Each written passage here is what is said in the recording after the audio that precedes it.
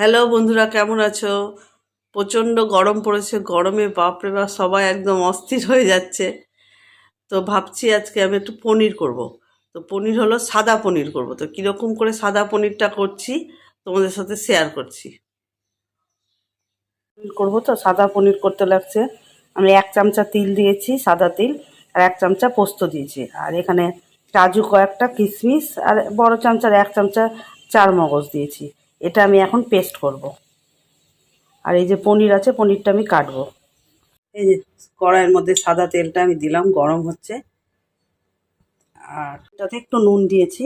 নুন না দিলে তো মানে না ভাজলে কেমন লাগবে, তো নুন দিয়ে পনিরের মধ্যে একটু নুন ছিটিয়ে দিয়েছি। হলুদ দিব না, একটুখানি নুন দিয়ে মাখলাম। মেখে আমি ওই যে তেলটা গরম হয়ে গেছে, সাদা তেলটা, এবার আমি পনিরটা দিয়ে দেবো।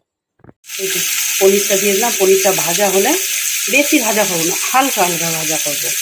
এটা দিলাম, হালকা ভাজা করে আমি নামিয়ে নিচ্ছি পনিরটা। পনিরটা ভাজা হয়ে গেছে।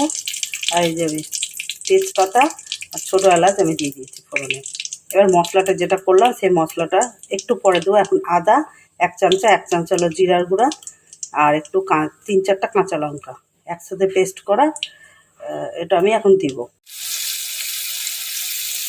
1 চামচা আদা বাটা, জিরার গুঁড়া হলো 1 চামচা, আর 3-4টা হলো কাঁচা লঙ্কা বাটা। এটা দিয়ে আমি এখন ভাজবো, মশলাটা কষবো।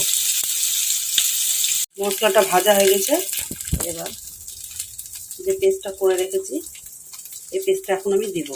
কাজু, কিশমিশ, সাদা তিল, তারপর চারমগজ, পোস্ত, এগুলো যে পেস্টটা করেছি, এগুলো পেস্টটা আমি দিব। মশলাটা কষে তেলটা ছেড়ে গেছে, কষা হয়ে গেছে মোটামুটি। এরপর আমি 2 চামচার মতো দই আমি ফ্যাটিয়ে নিয়েছি। এবার দইটা আমি দিয়ে দেবো। 2 চামচার মতো দই ফ্যাটিয়ে নিয়েছিলাম, ওই দইটা আমি দিয়ে দিলাম। এবার আর অল্প একটুখানি নুন দিব। আর আমি 1/2 চামচার মতো আমি মধু দিব এর মধ্যে। চিনি না দিয়ে আমি মধু দিচ্ছি। নুন দিয়ে দিয়েছি। এবার একটু কষবো। আর এই যে মধু নিয়েছি, ছোটো চামচার 1 চামচা মতো, এই মধুটা আমি দিয়ে দেবো।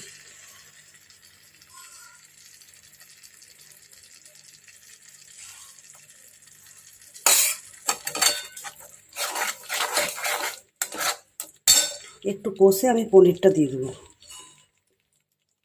যে পনিরটা দিয়েছি, পনিরটা দিয়ে নাড়াচাড়া করে আমি একটু গরম মশলা আর বাটার দিয়ে দেবো। আমি কিন্তু এটার মধ্যে একটুকু হলুদ দিইনি। কেউ যদি মনে করে যে হলুদ ছাড়া খেতে হয় না, 1 চিমটা হলুদ দিতেই পারে। আমি একটুখানি জল অ্যাড করেছি ওর মধ্যে। আর এই যে 1 চামচা গরম মশলা গুঁড়ো দিলাম। এবার গ্যাস আমি বন্ধ করে দেবো, দিয়ে তারপর আমি বাটার দেবো।